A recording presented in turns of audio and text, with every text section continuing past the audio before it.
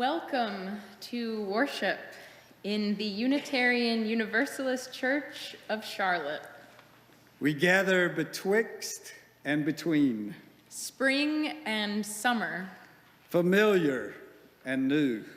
welcome and home, We step into the space between longing and fulfillment, birth and growth, curiosity and understanding. giving thanks that we do not journey alone. Welcome to our members. Welcome to our guests. Welcome all.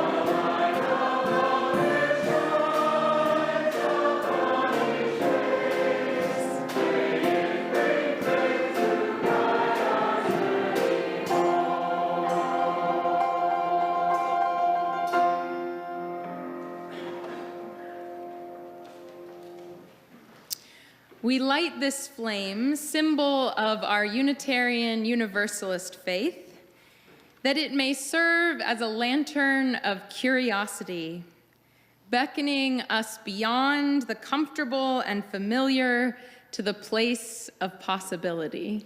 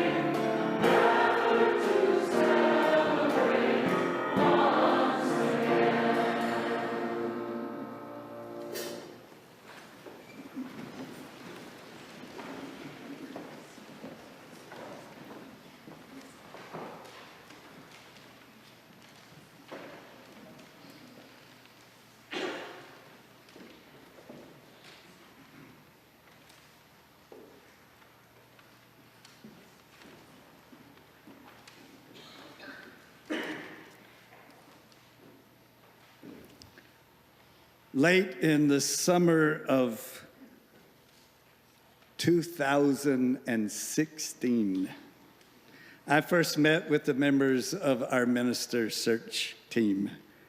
And when I call your name, if you would please stand. Megan Beverly, Suzanne Clements, David Duvall, Lauren Hood, Laurie O'Sullivan, Laurie Reed, and Randy Witt. Thank you so much.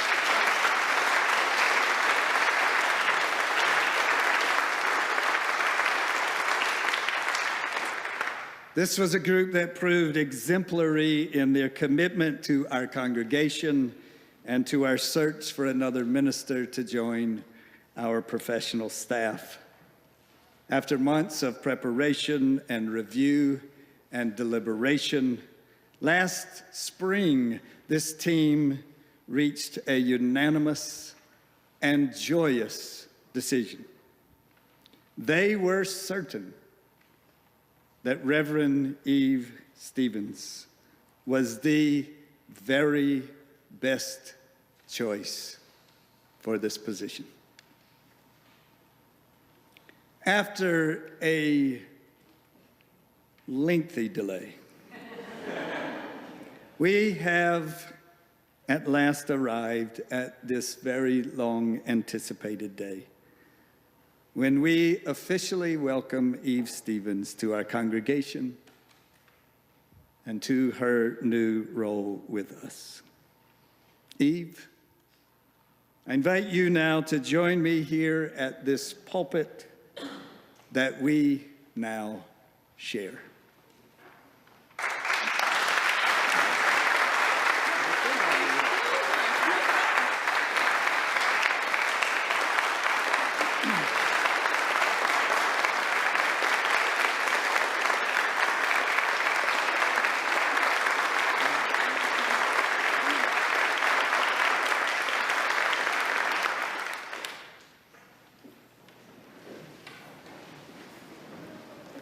So now that you have done that, so that we might participate together in this litany, if you are a member of this congregation, I invite you now to rise in body and or spirit.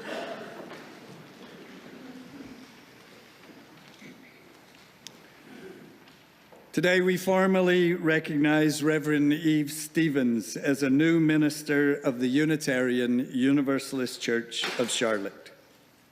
Eve, we have awaited this day with great anticipation and hope. With joy, we welcome you to our new congregation. I accept your welcome with gratitude. I too have awaited this day with anticipation and hope, and am honored to be here as a minister in my new congregation. The relationship between minister and congregation is one of sacred trust. This covenant of faith links our past and our future as we pause in this moment to mark our journey together at its beginning. Eve, we gladly enter into this covenant of trust with you. We honor your calling as a professional minister. We welcome the full engagement of your gifts here with us. We open our individual and collective lives to your leadership as we aspire toward our ambitious vision together. I gladly enter into this covenant of trust with you. I bring here the clarity and depth of my calling as a professional minister. I recognize already your many gifts as a congregation. I open myself to you and all we will experience as we aspire toward our ambitious vision together. Let us together say the vision of this congregation. We are a loving, liberating religious community, inspiring spiritual, societal, and environmental transformation in our larger community, in our congregation, and in the personal lives of children, youth, and adults.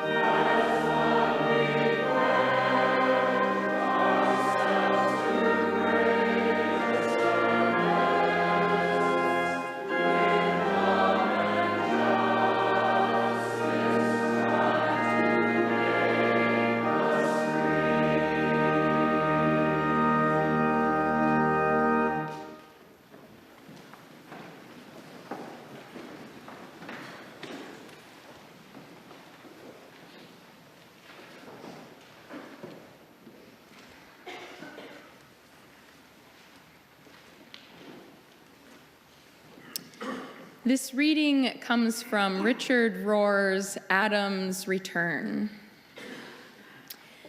It is when we are betwixt and between, have left one room, but not yet entered the next room, any hiatus between stages of life, stages of faith, jobs, loves, or relationships, it is that graced time when we are not certain or in control, when something genuinely new can happen. Much of the work of the biblical God and human destiny itself is to get people into liminal space and to keep them there long enough to learn something essential and genuinely new. It is the ultimate teachable space.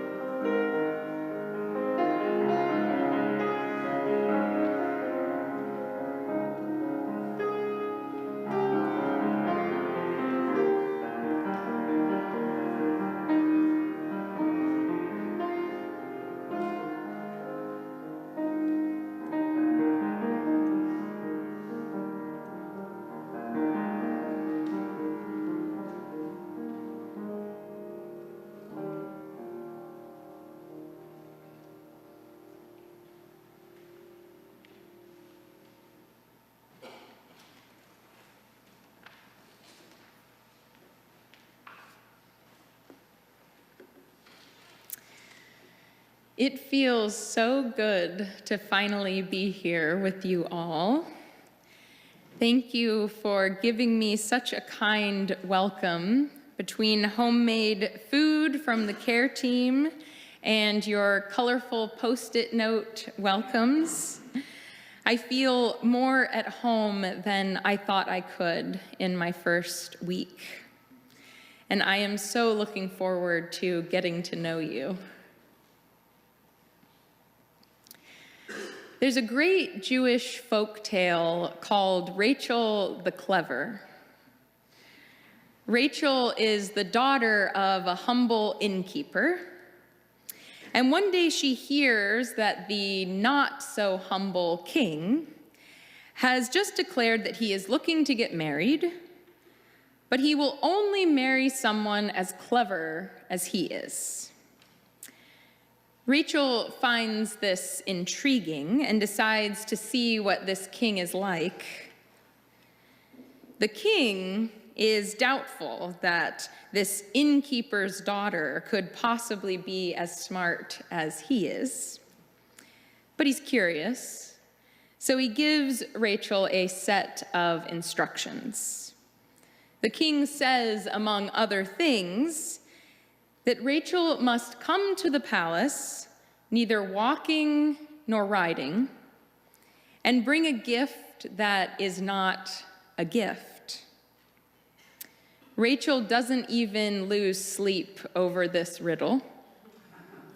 She arrives neither riding nor walking, sitting atop a goat so that her feet can drag along the ground while the goat carries her forward. She brings a gift that is not a gift, presenting the king with two beautiful doves that fly away as soon as they are given. The king is amazed, and Rachel becomes a wise and beloved queen. In this tale, much like life, the ultimate form of wisdom is knowing how to navigate the in-between, the neither here nor there, liminal space. For Rachel, the in-between wasn't something to be feared so much as an invitation to creativity and ingenuity. I find in my own life that journeying between experiences has an intensity to it. There are moments of feeling disoriented and unsettled. There are moments of feeling exhilaration from breathing new and different air and sensing that anything is possible. For all intents and purposes, it was still winter when I left New York a few weeks ago. There were no leaves on the trees, no flowers popping up from underground. But as I drove south, it was like driving between seasons. Every hour, there were more leaves on the trees, there was more color in the landscape, more warmth. And I felt keenly aware that I was leaving a place I had adjusted to, a place I understood, a place of routine and familiarity. And here I was, making my way toward a place I had only been a handful of times, a place of invitation, a place of possibility, a place not yet routine or familiar. I remember feeling a firm, clear, and electric pull toward you all when I read the invitation to apply to the second minister position. Here was a congregation that seemed interested in taking risks and leaving the comfort zone in search of transformation. A congregation leaving the familiar to embark on a journey into unknown territory in pursuit of an ambitious vision. And I knew I wanted to be part of that work.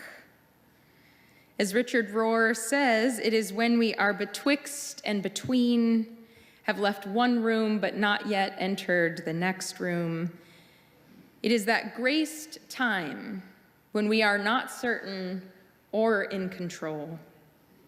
And if we can stay in this liminal space long enough, we learn something essential and genuinely new. On paper, your accomplishments and ambition as a congregation felt intimidating.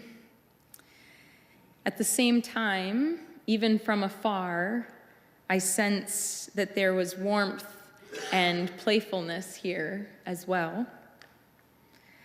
I was at once excited and terrified that you were looking for someone of my generation.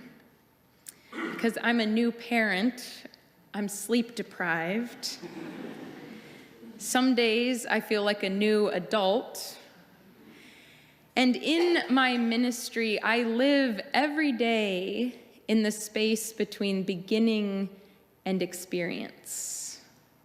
So much of my skill set, my preaching style, how I lead, is still being forged.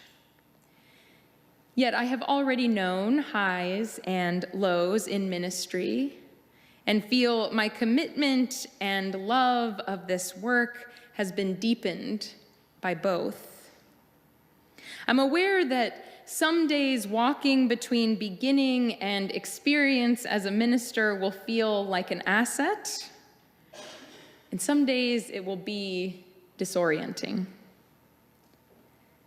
But I promise that my heart and my mind will stay open, and I will work hard to contribute to the ambitious journey you, and now we, are on.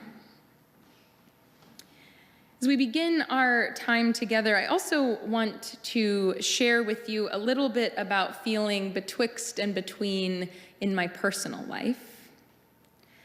I have spent the past year navigating the space between a very sharp grief and a very bright joy. When I was 4 months pregnant, my dad died in a plane crash. The intensity of experiencing new death and new life all at once is still shaping me. When Ethan was born, my husband Steve and I cried and cried. And that first night, I held Ethan on my chest and held him there the whole night while he slept, even though the nurse kept coming in and saying, "This really isn't safe, he should be in the bassinet." I know this world to be one where I can watch this adorable, tiny human smile and laugh for the first time, hug me around the neck when I pick him up, burble and scream with delight every time he puts something new in his mouth.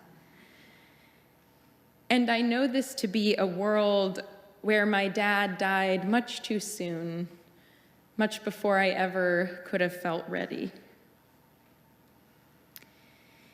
Each of you has your own stories of grief and joy.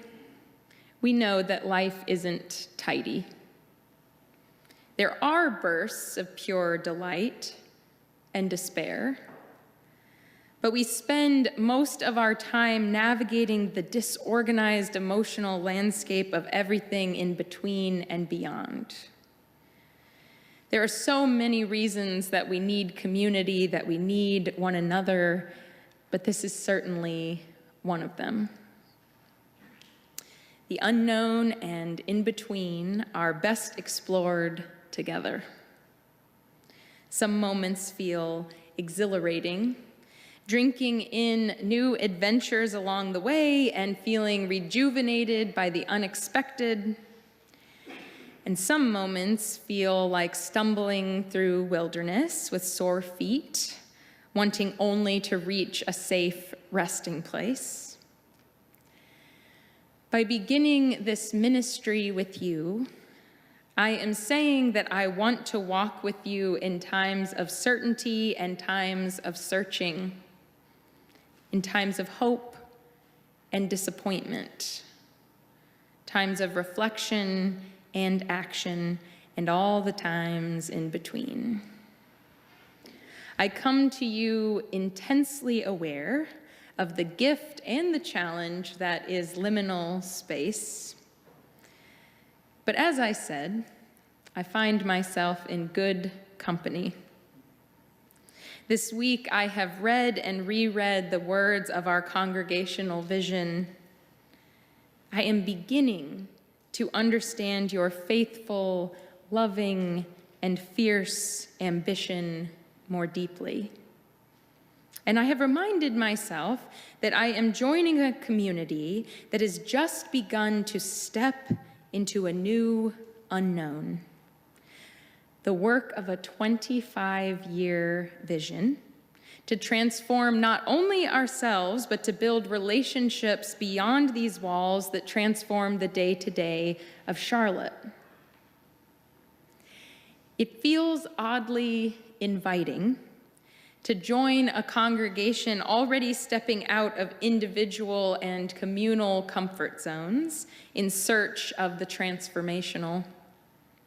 It feels strangely welcoming, like we are kindred spirits from the outset, joining forces to explore what is between the known and the not yet imagined. In Pilgrim at Tinker Creek, Annie Dillard weighs the merits of living life only within the boundaries of the familiar, but decides against it, saying, "The world is wilder than that in all directions, more dangerous and bitter, more extravagant and bright. Simply to step aside from the gaps where the creeks and winds pour down won't do.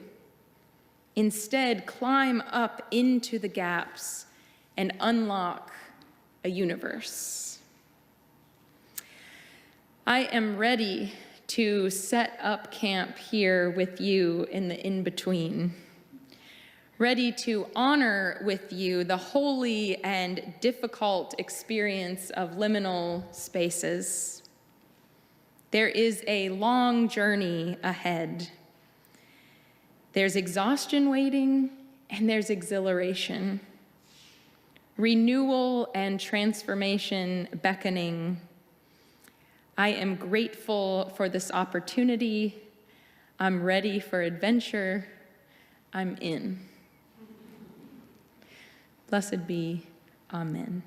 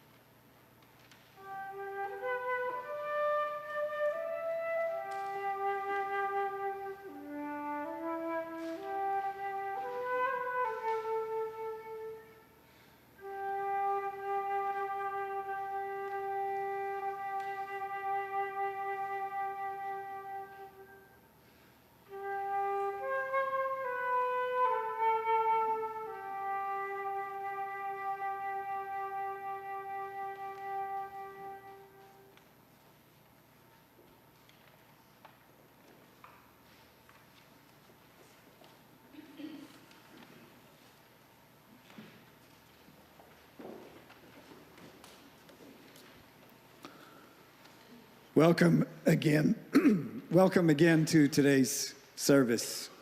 We're honored to have guests with us. Our members would like to greet you following the service. So that we might do so, if you are visiting, please raise your hand and keep it up. Members, while these hands are still raised, take a look around, note guests seated near you. Invite them to join you for coffee and conversation in Freeman Hall following the service. Should it enhance your experience of future services, you can find both a large print order of service and a personal hearing assistance device on the table at the entrance to the sanctuary.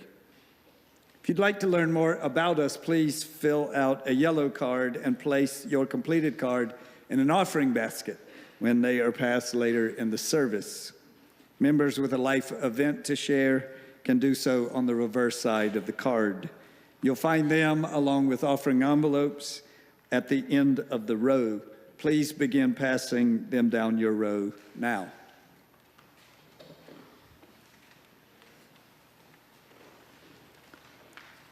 Some returning visitors may be interested in hearing about how to become a member.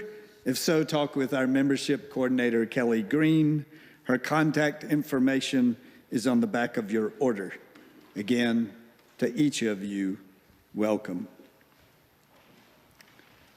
Our morning of welcoming and celebration continues following the service. I invite all of us to go from this room across the vestibule and into Freeman Hall for a reception during which we will greet and welcome Eve Stevens as our new minister. Tonight we reconvene in this room for one of the most significant times in the life of this congregation.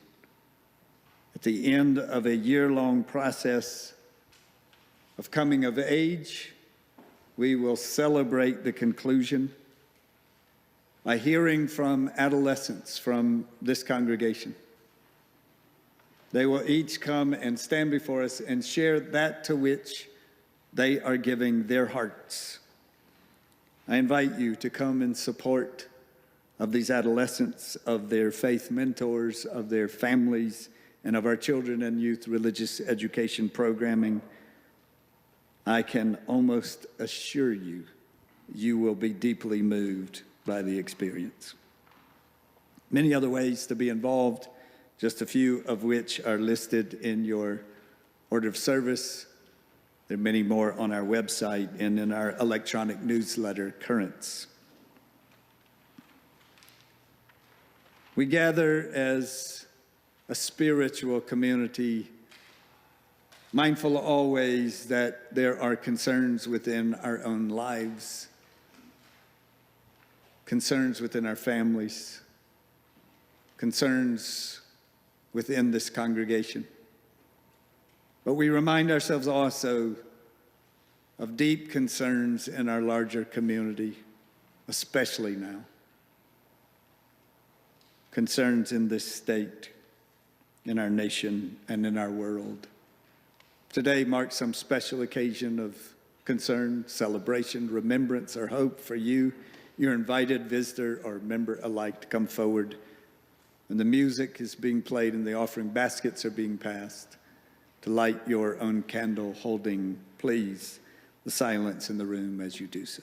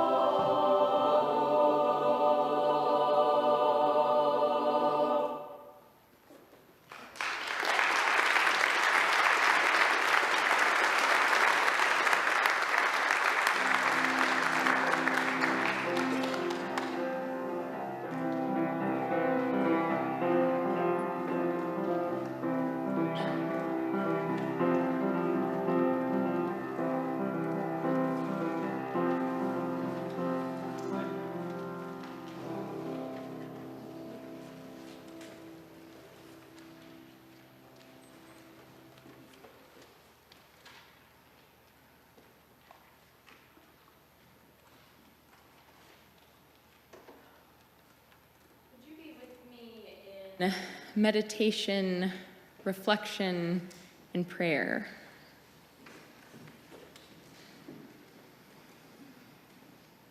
Breathing in and out, finding your heartbeat, allowing the stillness to nourish you for a moment.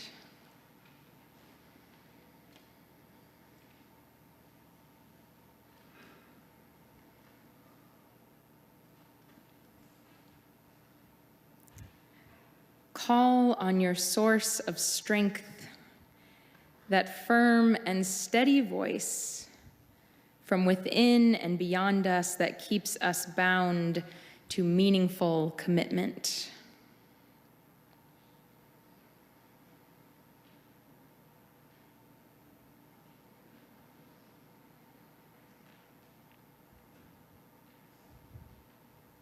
Pause to remember the sense of wonder that startles us awake, keeping us blessedly aware of all that is fragile and precious.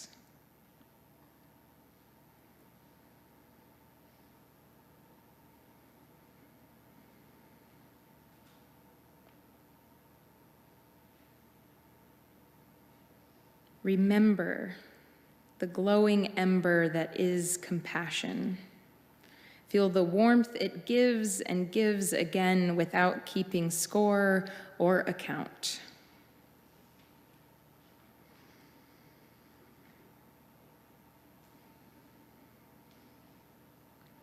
Feel the grace of being neither certain nor in control, but open.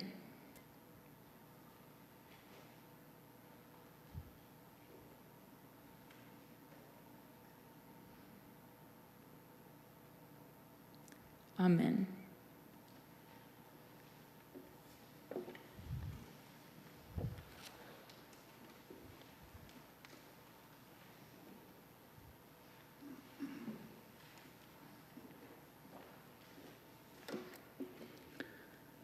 Today we are reminded anew of what we are able to do because of generous support, even as we are reminded anew of our need for more generous support.